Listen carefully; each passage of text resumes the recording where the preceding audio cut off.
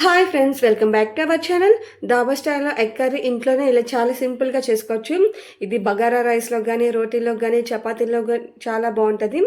ఇది చాలా సింపుల్గా ఇంట్లోనే చేసుకోవచ్చు. ఫస్ట్ దీని ప్రాసెస్ చూద్దాం రండి.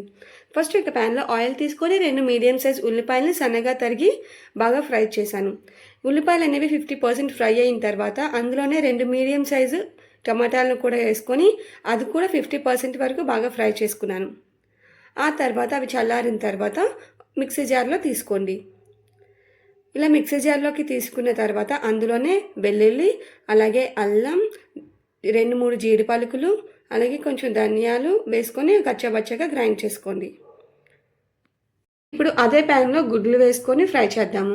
ఇలా గుడ్లన్నీ ఫస్ట్ ఫ్రై అయిన తర్వాత అందులోనే పసుపు, అలాగే కొంచెం కారం, మీ టేస్ట్కి తగ్గట్టు ఉప్పు, అలాగే కొంచెం ధనియాల పొడి కూడా వేసుకొని ఒకసారి ఆ గుడ్లన్నిటిని బాగా రోస్ట్ చేసుకోండి.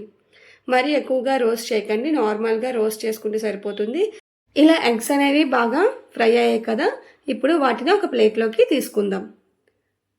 ఇప్పుడు అదే ప్యాన్లో ఆయిల్ వేసుకొని అందులోనే 2 యాలకులు, 2 లవంగా, చిన్న దాల్చిన చెక్క, కొంచెం కరివేపాకు వేసుకొని ఒకసారి కలపండి.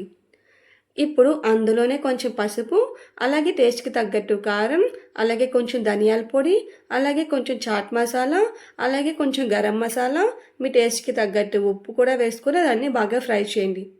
ఇవన్నీ బాగా ఫ్రై అయ్యాయి కదా, ఇప్పుడు అందులోనే ఆల్రెడీ మనం పేస్ట్ చేసుకున్నాం కదా, ఆ పేస్ట్ని కూడా వేసుకొని ఒకసారి బాగా ఫ్రై చేయండి. ఈ పేస్ట్ అనేది చాలా బాగా ఫ్రై అవ్వాలి. ఈ పేస్ట్తోనే టేస్ట్ అనేది వస్తుంది.